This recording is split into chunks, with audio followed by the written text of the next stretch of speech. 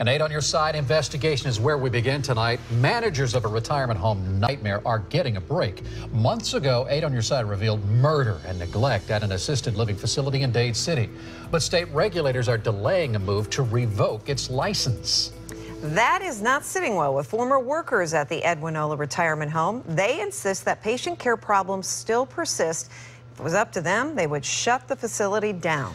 8 on Your Side investigator Mark Douglas joining us now. Mark, you've spoken with the former workers about what's happening there, and you have the update tonight about what's going on. Well, Keith and Stacy, first of all, the Edwinola workers I've spoken to, the former workers, insist that that facility has not fixed the state problems cited in state records that we've already told you about months ago. Now, they echo recent state concerns about medication issues, and they add another problem to the list: bed bug infestation.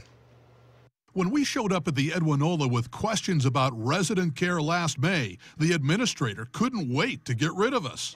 This time you have no comment. I had plenty of comment. And we had plenty of questions about the beating death of one Alzheimer's patient by another patient, the suicide of a third patient, and a litany of violations that prompted a state ban on new residents and a move to revoke Edwinola's license. I feel like they need to be shut down ASAP. Desiree Santana insists Edwinola terminated her last week after she tried to help an Alzheimer's patient bitten by bed bugs that infested a chair in her room.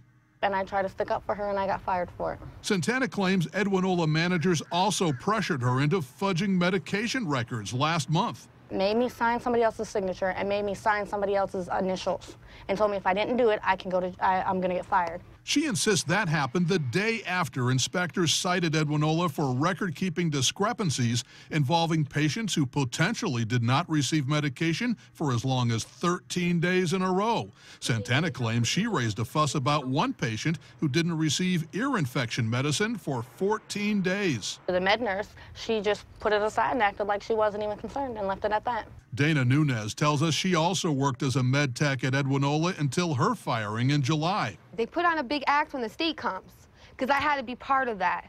Nunez cited the same kind of ongoing problems that Santana told us about. What would it take to turn around the Edwinola and make it a decent place to live for these old folks? Burn the place down and rebuild it. That's just my opinion.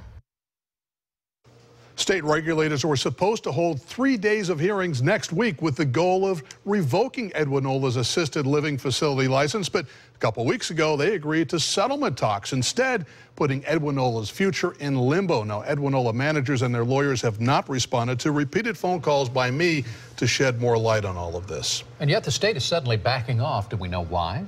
That's a state secret, Keith. No one's talking up at ACA, but this much we do know, that that facility has been cited for at least 8 deficiencies, all since late June, long after those 2 people died in the violent deaths, and a litany of other complaints brought this all to light and got us on the case, and we're going to stay on the case, Keith. Sounds good. Thank you, Mark. And 8